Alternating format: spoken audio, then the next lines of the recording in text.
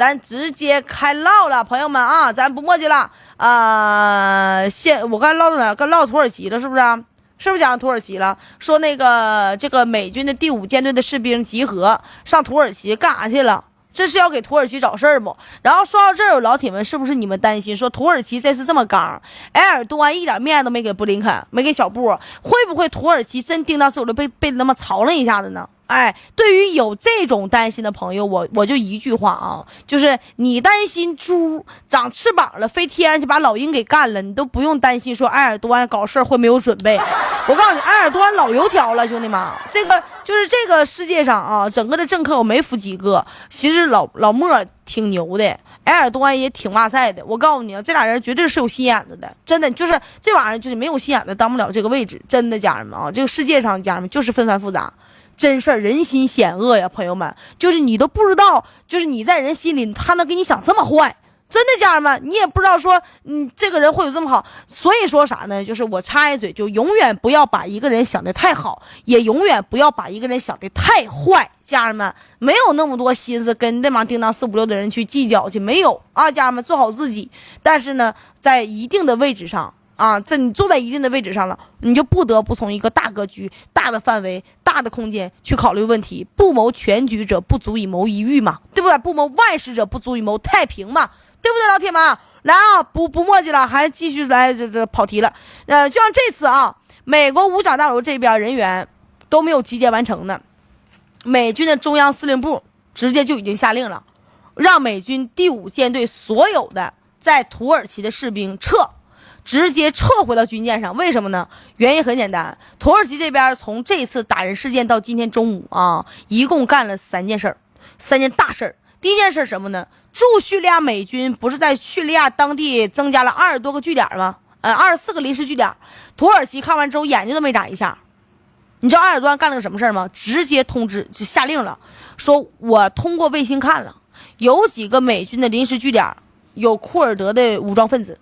他们一定他一定是要去偷袭美军的，那不行啊，咱得帮啊，咱最起码是这个美国是咱北约的好大哥呀，是不是啊？咱必须得出手帮大哥呀。说完之后，兄弟们，你猜咋的了？就在今天，土耳其8架战斗机直接出手了，土耳其8架战机直接出手，越境对其中3个美军刚建立起来的据地，叮当456一顿干，炸死库尔德武装了吗？炸死了。但是美军死不了人的，兄弟们，死老鼻子了。结果人土耳其不管，就一句话，我帮的是我好大哥呀。美国你是我好大哥出事，我必须得管，美军出事必须管，是吧？我帮你解决，你不用谢我。我跟你说这一招什么呢？就是恶心你，知道吧？直接故意恶心老美。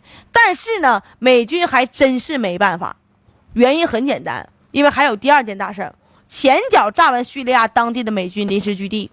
后脚兄弟们，土耳其国防某部门直接就宣布了，说就是在今天，我们土耳其接受俄罗斯几套 S-400的防空导弹以及几十枚反舰弹道导弹，并且这批武器是俄罗斯空天军亲自压着过来的，直接飞到土耳其的，就这么一下子，兄弟们，直接给美军整不会了，整蒙圈了，就开始考虑了，我得个天老爷，我此时此刻我该咋整呢？就像北极熊吞了个冰疙瘩。我不是央视主持人啊，开始思考到底出不出手。那你们以为这就完了吗？还有第3件事呢，家人们，这边美军犹豫还出不出手，另外一边土耳其的埃尔多安直接就宣布了，说之前我放风说要加入到金砖，好多人以为都是我闹着玩呢，我跟你们开玩笑呢。你以为我拿着是给欧盟上活呢，上压力呢？是有点我有点这意思，我确实想给北约欧盟上点活。既然你们不要我，那我就去金砖呗，是不是？兄弟们，今天你们听好了，人说了，欧盟你就是个小垃圾，谁爱去谁去，你们不要我们，我还不去了呢。我们土耳其此时此刻正式宣布，我就要申请加入到金砖国家。你们没听错，老铁们，土耳其已经是正式申请加入到金砖国家了。而金砖国家这边怎么说呢？给的反馈也还行啊，反正希望还是挺大的感觉。至于最后能不能接受土耳其有多快能接受咱就不知道了，但是我估计够老呛，你知道吧？我估计够呛了啊。除非是土耳其直接退北约加金砖，这差不多啊。不过呢，这都不是最关键的，关键什么呢？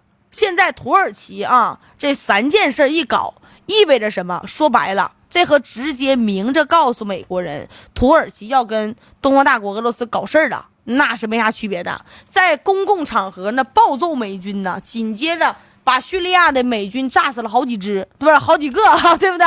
然后转头呢，就买了俄罗斯的 S400。S400 说了，说买完之后，老铁们啊，直接就到位了。你说说，而且还要加入到金砖国家，任何一个人挑出来，都得让美国脑袋嗡嗡疼了。结果这个4个事儿，兄弟们，就在今天一天，直接全部发生了，同时发生的。你说美国人慌不慌？那蒙圈了，那慌的都不行了。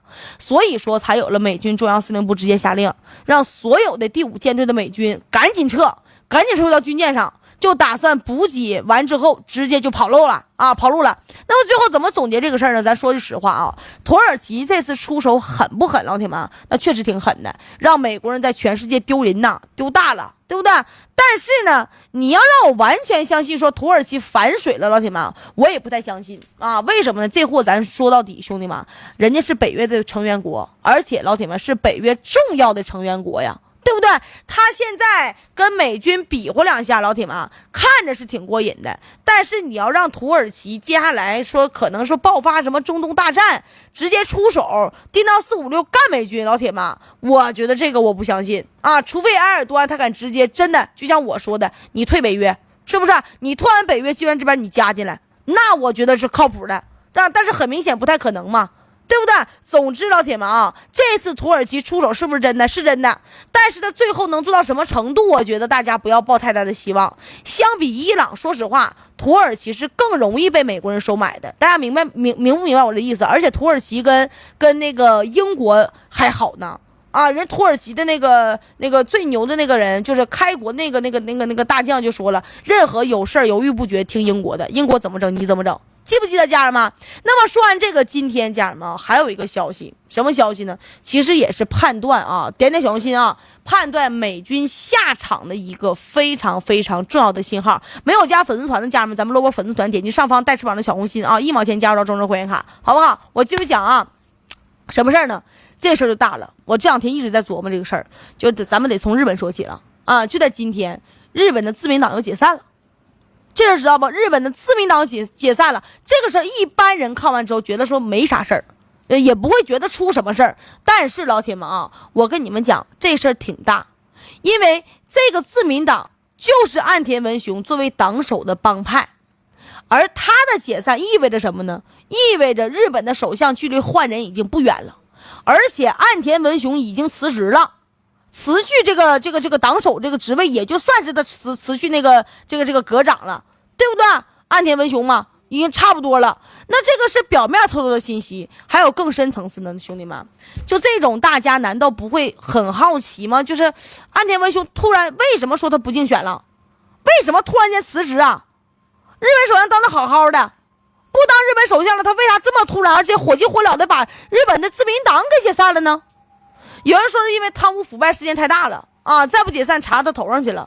还有人说什么呢？这是岸田文雄想配合美国啊，给另外一个极右翼的候选人造势。怎么说，朋友们啊？关于这个事儿，我还真仔细查了一下，最大的可能不是别的，而是家人们，我说实话，我估摸，小本呢，他想要干仗，他想要下场，而且是被逼无奈的下场，知道吧？美国问岸田说你能不能跟2战小胡子那样，你走一个套路，你开杀？岸田脑瓜一脑门的汗，说大哥我不敢，我真没有那个魄力啊。然后美国人直接就讲话了，说那你就下台，我安排人上去。岸田文雄一听这话，我就立马明白了，直接明白了，就是美国培养了这么多年的狗，终于要放出去咬人了，知道吧？至于为啥要提前放狗咬人，说白了家人们，就是什么，现在整个的全世界局势，包括中东，包括俄乌，美国摁不住了，摁不住的必然要下场，兄弟们知道不？美国现在要下场的是中东，俄乌小下场，中东大下场。下场之后，东方大国定力太强了，怎么办？你只能让亚洲乱起来，才能多多少少有牵制。能跟咱们这边有牵制。我告诉你，就谁先最后下场，让他们先积累经验，你就忍着，谁最后下场谁就是赢家。所以说一看咱们这边太有定力了，没办法，你通过挑衅呢，通过五五玄玄呢，通过刺激咱们呢，没招了，怎么办？最后你记不记得家人们咱分析过，我说亚太这边你要考虑小妃子吗？你都不用考虑，你要考虑凤梨吗？那就是什么时间的事儿，说干你就干，你说团圆就团圆。你要考虑小韩的吗？那都不用考虑，那都不叫个儿。唯一要考虑的一个地方两个地方就是谁呢？我跟你说啊，阿三都不用考虑，阿三绝对不带下场的。你看那五五玄玄前两天又干起来了吗？咱们干过去20公里，拿那个棍子啊，冷兵器干过去20公里，挑衅呢，嘚瑟，一顿狂揍，一顿暴揍，给他干了，给他揍了啊！在那边干过去20公里，但是老铁们，阿三不会下场，知道不？莫老下绝对不会让小印度下场的，就包括小印度，就是家里面什么强什么奸的，就这些案件多少，为什么最近爆出来了？那都是民主党包括共和党竞选的结果，懂我的意思不？所以说阿三这边绝对不会下场的。那么我们唯一要考虑的什么？就小本的。知道吗？他绝对，我跟你说是个急先锋。如果真盯到456开干，他绝对是第一个出去的。但是家人们，第一个出去，老铁们，你们觉得我们会下场吗？不会，我就告诉你们，结果不会。谁收拾他？你们就看最近谁的动作大，知道吧？跟他一起五五玄玄配合动作的是谁？家人们，小本这边第一天宣布说这个整那个整什么登陆船嘛。啊，什么能装多少的车，装多少人的船？第二天，最强80后色后大哥直接说了2个，直接能够干到你小本的小韩子的无人机，而且新型的 MQ9死神无人机翻版，对不对？另外，老铁们，人说了，他没说小本呢，他说小韩呢，我这边有60万发的炮弹，而且是新升级的啊，我直接发到部队，我能直接进入到战略部署。我直接能够拉到38线，直接能够盯到456干你3个拐弯带来回，能够炸你3遍，是不是80后说的家人们，对不对？小本的不敢动手，他是不敢，不是小本的不敢动手，小本的现在民粹主义非常严重，家人们。但是岸田确实是不敢的，知道吧？因为岸田没有背景，岸田这个人是没有背景的，他没有军国背景，他有没有家族的那个背景？没有，所以他不敢嘛，被逼无奈了，没办法辞职了嘛。所以说白了，现在整个中东的局势，现在整个中东家人们，为什么美国一定要下去了呢？让那个内塔尼亚胡给搅的不行了，还有特朗普搅和的，美军不下场没办法了。我们说了，就是美国是那个以色列是美国无论还有犹太财团不能放弃的地方。就不管内塔尼亚胡怎么闹，他不能放弃以色列拿捏到这一点了，知道吧？就拿捏了。所以说家人们，现在没办法，美国就得考虑现在到底下不下场。他在考虑，他不是确定，他在考虑，被逼无奈他才会下场。现在美国1/3，我这2天我在查，他都不止1/3，2/1，一半的美军海军啊，全部都在中东，就包括什么家人们，你大黑鱼里外里说是有1条，你们觉得可能是有1条吗？发现的有1条，没发现的呢，对不对？还有另外整个的什么反潜机呀，各种什么机呀，什么什么 F-35全都干过去了，还有各种军舰，对吧？第5舰队包括3个航母战斗打击群呢，什么概念，兄弟们？美国能动的航母目前只有5个，那俩刨冰在家呢。你们想想，可是如果美国下场，家人们，刚才我说了，美国下场他唯一担心不是俄罗斯了，他唯一担心龙国这边偷偷的发育，你知道吧？而且担心他龙哥一出手，直接从东边到西边把问题给全解决了，知道吧？东边到西边只要哪儿到哪儿吧，还有南边到北边全给你解决了。那个时候龙哥海运彻底打开了，就知不道？就是现在老铁们，我告诉你，沙特都在找咱们帮他挖运河。泰国这个运河如果挖了，马六甲就没有马六甲了，懂我的意思吗？我们都不用过马六甲，直接从泰国那边就过去了。兄弟们，地缘就是海源呐，对不对？地缘政治、资源政治，你资源要过来，你必须得有海上的霸权、海上的通道，海上的通道就是地缘政治啊。如果马六甲这边不用了，我告诉你家人们，那是提高了不知道多少的利润。咱就不说明面上能看见的钱是20%、30%，背后的力量呢？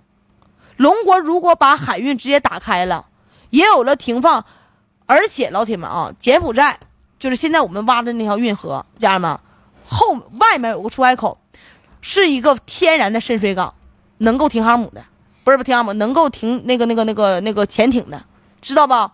所以说，我们把海运如果打开了，多几个深水港，也有停这个核潜艇这个极品的港口了。到那个时候，老铁们，亚洲、非洲、中东，包括甚至是欧洲，都在龙哥的势力范围之内。而美国，它就只有南美洲和北美洲那地方，我跟你说，那真的是蛮荒之地呀、真的，家人们。啊，什么贩毒的墨西哥、吸毒的加拿大和吸毒的美国，还有巴西、古巴、委内瑞拉这些不跟美国好的国家，是不是？你说他美国还玩个毛了，玩个屁了？所以说啊，无论如何，美军他都不能忍受自己在中东打仗，他龙国没人看着，他允许自己下场，下场之前必须把咱拖下场，懂我意思吧？所以说，美军就必须得在亚洲这边找点事儿。那究竟谁能扛起这个大旗？放眼望去，没一个能扛大旗的人。你说是小飞的能行啊，还是说小月子能行啊，还是说小阿三他下不了，他绝对不带下场的。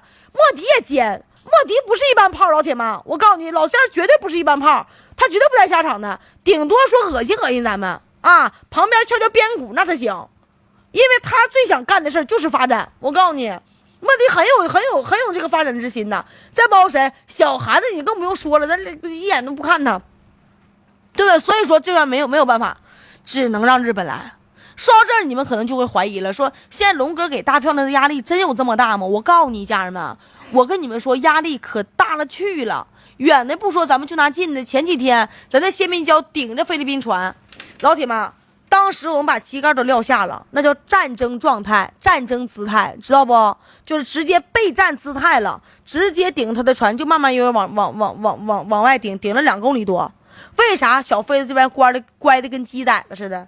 为啥公布的所有视频里面，菲律宾海警船甲板上连个人影都看不着？看见了吗？咱家整个视频都弄出来了，记者没有。士兵没有，甲板上一个人没有，就看咱家的船顶他家船出去了，对不对？因为当时顶他的时候，他龙哥已经站出了，就做出了战斗姿态，舰炮的炮衣直接都摘起来了，而且舰炮前面那个尾杆直接都放倒了，知道吧？干什么呢？就是给舰炮扫清射击障碍，懂我的概念不，家人们？你们去看看，你别看是海警船的舰炮就觉得没啥。兄弟们，海警船上的舰炮用的是什么？是054A 同款的，叫 PJ-26 速射大炮。那么这玩意儿有多牛？它也不是有多牛，但是够用了，打你小飞的够用了。为什么？它这个舰炮的射程是在15公里，射高是在12公里，而且射速每分钟120发，给不给力啊？啊，就这火力，这个激活了，那飞猴子也不是傻的，那肯定得跑啊，对不对？战衣都扒下去了。那尾杆都撂下了，那不跑，下一秒就干你，肯定得老实规规矩矩，少爷立正，叭就给我敬礼。而且这2天啊，东方大国这边不断的声明啊，今天我还看一个呢，说我们严正警告，反对说域外力量手伸的太长了啊，伸到就是扰乱我们南海秩序，已经说了。而且那个耿大哥啊。我看就咱插一嘴啊，我也不知道那是什么会，我也没太关注，但是在那个会上人说了，就是美国人发完言，他这样一笑，这真的都是老生常谈的话题了。那请不要，就是美国你不要总是老生常谈，在中东问题上，在俄乌问题上，还是要你们严格处理，对吧？你们与其你这样弄我们，你还不如说好好处理俄乌问题、中东问题。啊，要和平发展、稳定发展，我们也严格啊，就是严正的警告，禁止域外力量在南海扰乱是非，怎么着，反正一大堆说，我跟你说老精彩了，家人们真的我都想起立鼓掌。虽然我没在现场啊，我去看了视频，说老哇塞了。所以家人们就是咱就说这个射速，这个弹药，那飞猴子不傻。肯定跑，对不对？而且这2天，家人们，中东方面也不断声明，要求菲律宾立马拖走那个破船，那就在说话的同时啊，除去几百艘的渔船之外，你们不知道吧，在那边干过去几百艘渔船，除去几百艘渔船之外，军舰包括海警船40多艘啊。055大区直接在巴拉望岛附近呢。我就问你们家人们，就这种压力之下，美军他能不担心中东那个刚开始菲律宾叭就跪下了吗？那这是菲律宾。有人说小本子呢，我跟你说，也就上个月底的时候，咱家九爷直接干过去了。人说合理合法，知道不？我们那叫合理合法，在小本的那个地方溜达一圈，最后咱们没吭气儿，小本的说没事儿，都是不小心的，我们不追究了。结果9月1号当天，老铁们，咱们龙哥家的海军的测量船直接干到鹿儿岛海域了，而且这次可不是什么溜达5分钟就走了，而是直接在鹿儿岛附近待了将近2小时，完成调查任务之后才离开的。那你以为这就完了吗？不好意思，这还没完呢。测量船前脚刚走，好家伙，2架无人机挠就干过去了。其实就这种情况，我跟你说，放正常人来说啊，那早就已经明白咋回事了。为啥日本大米都涨价了呀？结果小本他不敢，知道不？他太清楚自己罪孽深重了，我告诉你。所以说啊，老铁们，所以说看到这种情况，日本那边都慌得要死了。这不是逗你们玩，这几天日本的自卫队全体员工休假都停了。都回来了，不说预备役马上搞一些恢复训练，而且这个恢复训练，兄弟们，包括对恢复训练也都变项目了。有没有知道的？有没有知道家那个预备役的训练恢复了，包括训练也变项目了？你们有知道给我扣波知道啊？你说他这个举动他想要干嘛？是不是不知道？我不能说了，家人们啊，不能再多说了，不就是备战吗？对不对？而且我跟你们说，我就告诉你，那个咱们金庸老师的小说里面有降龙18掌，我们现实当中有黑龙18招，有人知道呗？黑龙18招要恢复了，家人们啊，黑龙18式，我就再多不说了。而且我跟你们讲，有很多人都以为啊，这次老美是想让小本子在凤里那边跟他龙哥闹事儿，其实不是啊，其实不是。为什么？因为小本呢非常清楚，美国也明白跟他龙哥闹事我们是有底线的，你敢在凤梨这边闹事都不用我们出手了。那在美军没有航母在西太的情况之下，秒杀，直接秒杀你的可能性太大了，都不用别的，家人们。就小飞的当时在那个哪儿，在那个人，就是前2天在哪儿来着？那个宪兵教那搞事儿的时候，当时咱家海警船被 P8A 反潜机给针对了，知道不？当时船上全是雪花，雷达呀什么信号全是雪花，当时我们很紧张，寻思坏了，顾虑无援呢，对不对？结果老铁们啊，一看就再往后一看，妈，谁家什么玩意儿过来了？一看055直接过来了。然后紧接着 P8A 走了。055它虽然是个但是它的身上它有那个电子战的系统。为什么有人说我们也发不了信号，打电话打不了，它怎么接收信号呢？因为 P8A 发射那个电子信号、电磁干扰信号，055这个电子战这个信号直接能接受到之后就知道这个区域有这个事情，直接自己过来了，都不需要通知，不需要联系。这就现在老呢了。我告诉你，黑龙18是对，老铁们啊，外面的月亮也不圆，老铁们，他说是对的啊，是对的。咱家粉丝团黑龙18是，你们自己去查一查吧啊，现在都在叮当456呢，好吧，咱不墨迹了，接着说啊，说刚才我说小本子很清楚，美国也很明白，就是你跟他龙哥玩，就是你没，就是即使是你美军的航母在西太，就是你跟我们玩，现在被秒杀的可能性也非常大。所以说这次美国的计划，我告诉你是啥呢？让小本子跟俄罗斯玩，知道吧？去跟俄罗斯搞事儿去。因为美国的视角里面，普大帝已经兵分3路了，一边是俄乌战场，一边是库尔斯克，一边是中东。在这种情况之下，俄罗斯的远东必然是空虚的，而俄罗斯的太平洋舰队那说白了跟没有一样啊，没有核弹的情况之下，小本子的海上自卫队估计都能吊打他。所以说，只有跟俄罗斯搞出来点摩擦，才能够满足美国目前的战略需求。这么说大家明白不明白？家人们，明白给我扣明白啊！那么现在理论有了，很多人就在疑问，说这个美国准备让日本怎么搞事儿啊？要说到这儿，老铁们相当有意思啊。其实说日本搞事儿的动作已经开始了，知道吧？你们没听错，就是跟俄罗斯已经开始摩拳擦掌了，酝酿了。要不然岸田能急得跟猴似的吗？9月3号直接今天啊，火急火燎把自民党都给解散了。那这是怎么回事呢？话说就在昨天中午，民主党这帮人眼看着靠着100万人这个抗议根本收拾不了这个内塔尼亚胡之后，这帮人也彻底认命了，想说那行吧，既然打不过那就加入吧，是不是啊？正好趁这段时间巴以停火，把战前部署给完成了。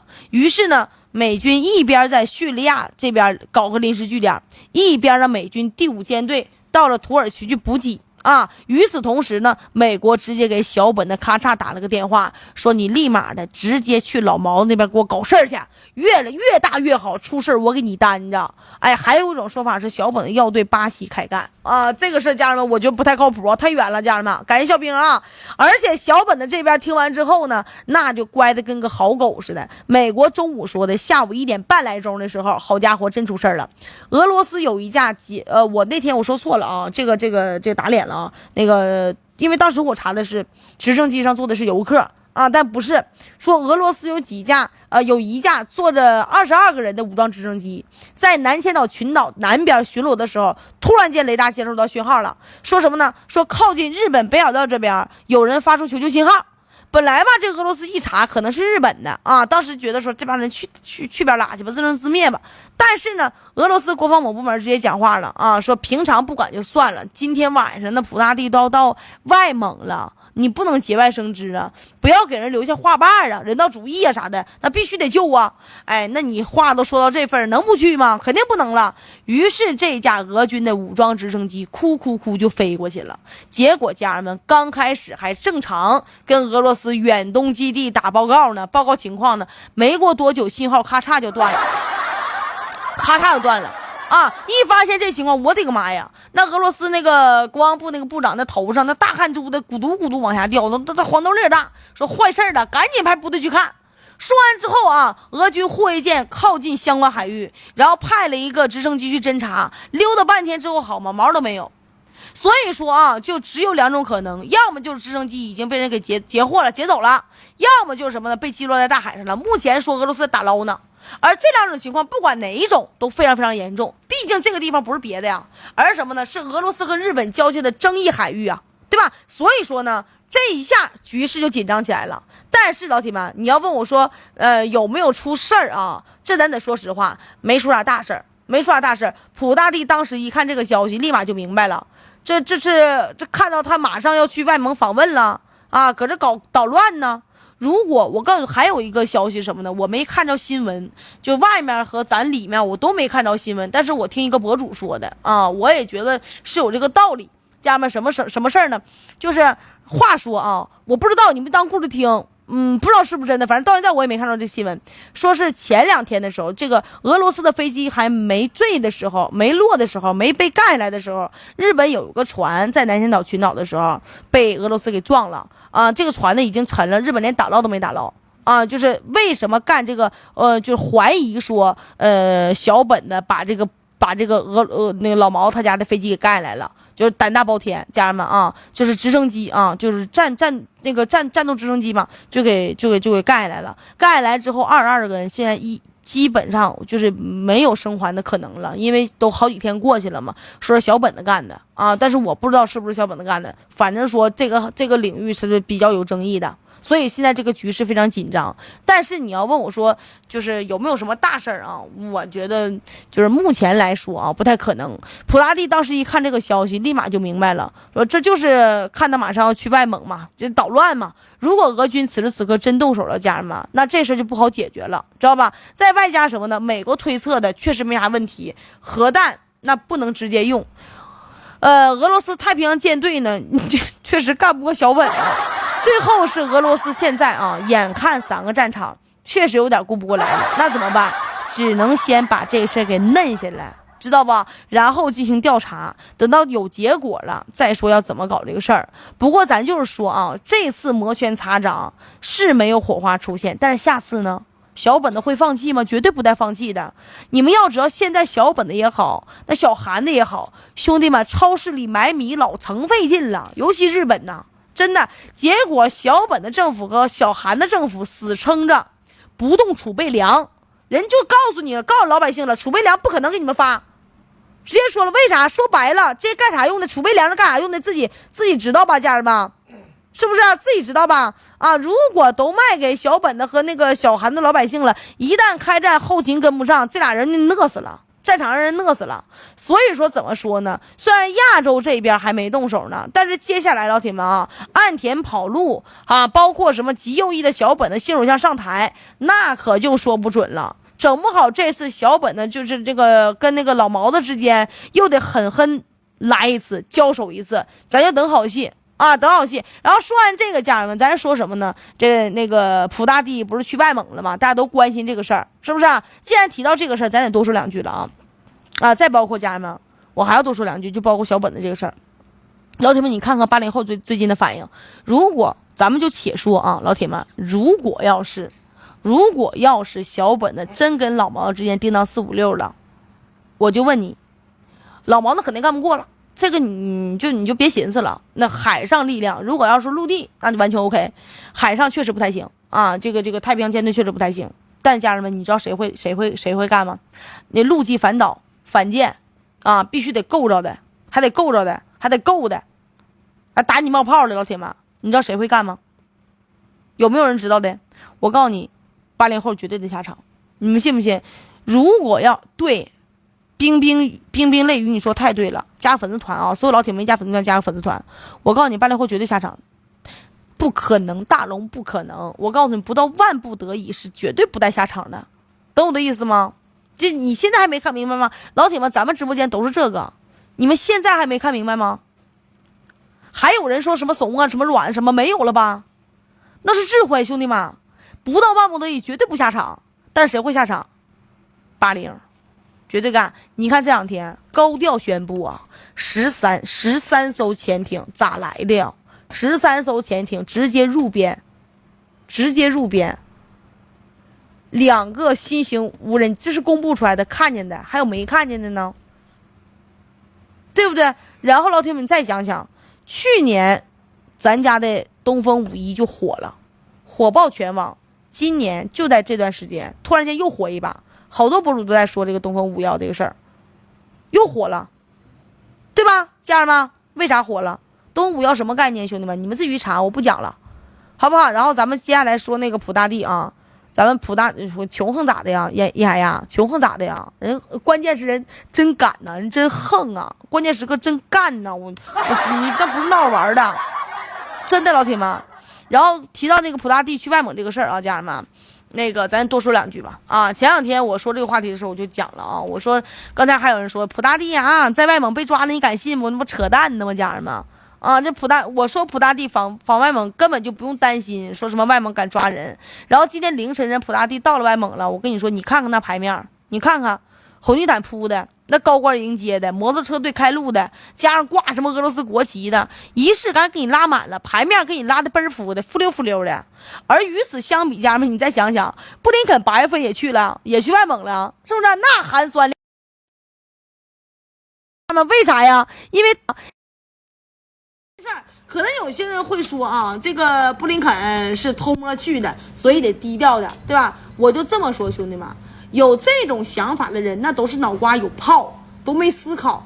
那布林肯去外蒙怎么低调啊？那怎么偷去呀？要去这儿，老铁们，你就得经过东方大国，要不经过俄罗斯的空域，对不对？他咋偷摸去？我就问你了，怎么偷摸的？所以啊，他之所以没牌面，说白了，就是外蒙这边知道让布林肯已经这个访问已经是突破底线了。你再来个大牌面，那外蒙你别活了，你不想活了，你把人都惹完了，是不是？所以说老铁们，他自己都不敢给。知道吧？至于布林肯，他也不敢要啊。你们想是不是这个事儿？不过我还是那句话，老铁们啊，虽然说这次啊外蒙牌面给的足足的，就是但是呢，我跟你说，这个普大帝绝对不能掉以轻心。原因很简单，那美国动小手就让以色列搞出这么大规模的抗议，在外蒙还有啥做不到的呀，对吧？还有就是什么呢？这次普大帝到了外蒙之后，不是先说的能源和稀土问题，知道吧？没先说能源，也没先说稀土，而是先说什么呢？直接开始跟外蒙搞了一个叫什么叫诺门汉战役的纪念仪式。有人知道这个诺门汉战役不？非常有意思啊，就是苏联红军杀进外蒙，直接把小本的关东军打成狗了啊，还把不少人抓去西伯利亚挖土豆了。你说普大帝为啥好模样的把这个放在最前面啊？说白了，这不敲的呢吗？敲的日本人是一回事儿，那敲的外蒙也是一回事儿啊，对不对？要说这事儿是好事儿，也证明俄罗斯不打算坐以待毙。但是我个人觉得普大帝现在越是对小本的多看两眼，美国这边越得让小本的这边叮当456挑事儿。这次是武装直升机，下次呢？啊，那最后就是什么呢？虽然说外蒙之前啊也被这个小本的人杀的尸横遍野的，但是在美国 NGO 调查的这个机构的这个渲染之下，现在外蒙这边除了亲美的人之外，亲日的人也不是没有啊，而且还都挺极端的呢。所以怎么说呢？还是那句话，蒙古国啊，这些人可以放心，但是美国指使 NGO 煽动极端组织搞事儿啊，那可是必须得注意的了啊！我看普大帝说这段时间一天就睡4个来小时，这属于是严重的睡眠不足了，真是啊！所以说一定得小心，家人们，你们觉得呢？对不对？还有一个好消息要通知你们啊，小本的那边一个鹿儿岛的一个火山滋溜滋溜往外冒烟呢，1600米的高度，咵就喷出来大呲花了，喷俩。啊，小本那边说，哎呀，没事儿，我就在这火山带着呢，晚上天天喷呲花，我习惯了，家人们都吓得狗头上脑的，还习惯了呢。另外，老铁们笑啥？他们都笑了。然后小椅子国内这个事儿我就不跟大家说了啊。另外还有几个事儿没跟大家说的，还有啥？我给你们看看，家人们啊。然后那个还有就是那个以色列西海岸啊，就是西海岸那几个什么黄蜂号啊去了土耳其，这事儿给大家说了。还有哪个没跟大家说啊？俄罗斯的一个核潜艇出现在英吉利海峡附近的海域了。俄罗斯一个核潜艇出现在英吉利海峡了，现在看好像不是一艘，是一个舰队啊。当地还有照片显示呢。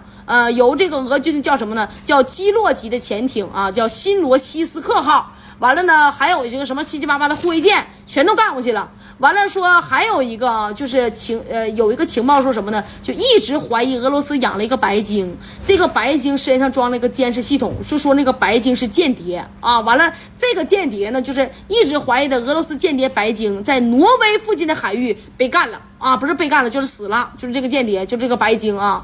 这个白鲸首次离俄罗斯水域不远的挪威被发现啊，就是当地呢就发现的时候呢，有一个监视的装置在那个白鲸身上，就引发就说这只白鲸是个间谍这个指控啊。专家表示还说那个众所周知啊，俄罗斯的海军曾为军事目标训练了鲸鱼，但是我估摸就是海洋世界、动物世界往那个白鲸上安个摄像头，想拍拍那个海里的什么情况。反正我是这么估摸的，你们觉得呢？啊，这个说我胡编乱造、哗众取宠那个，我谢谢你，你不愿看，请你出去，行不行？